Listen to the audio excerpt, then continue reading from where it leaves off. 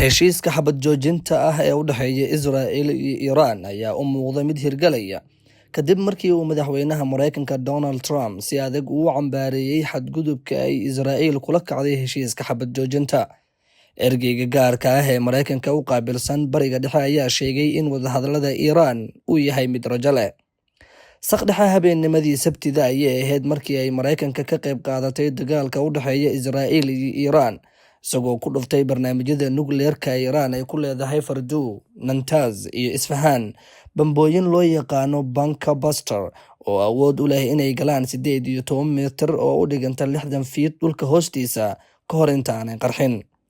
Iiraan ayadoo jawaabo ka bixinayso weerarada ay Mareykanku ka geysteen dhulkeeda waxay Isniintii weeraro aargoosi ah ku qaaday xarunta ugu weyn ee militariga ee Mareykanku ku leeyahay Bariga Dhexe ee ku taala Al Udeyd ee dalka Qatar.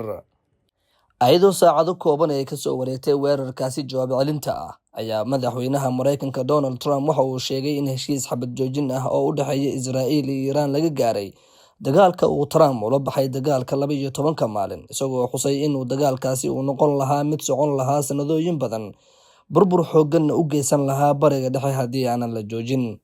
Labada dhinacba waxa ay sheegteen inay guulo ka gaareen dagaalka. Shacabka dalka Iiraan waxa ay dabaaldegyo ku qabsadeen Tehran, halka ra'iisul wasaaraha Israa'iilna uu sheegay in guulaha ay gaareen uu noqon doono mid sii jiri doono qarniyo.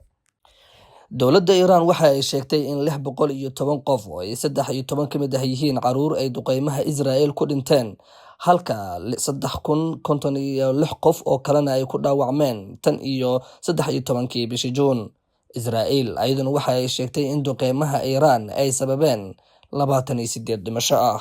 Guulaha Israa'iil ay sida qaaska ah kaga gaartay dagaalkan ayaa ah in Israa'iil ay ku guuleysatay in Mareykanka ay ku qanciyaan dagaal ay Israa'iil si iskeed ah kaga horisay Bariga Dhexe.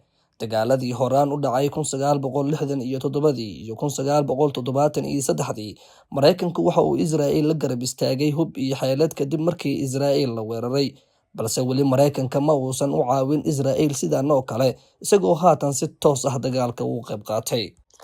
Dhanka kale, wararku waxa ay sheegayaan in duqeymihii Mareykanka ee xarumaha nukliyeerka Iiraan aysan burburin barnaamijka nukliyeerka ee dalka, waxaana sidaa lagu sheegay qiimeyn sirdoon oo hordhac ah.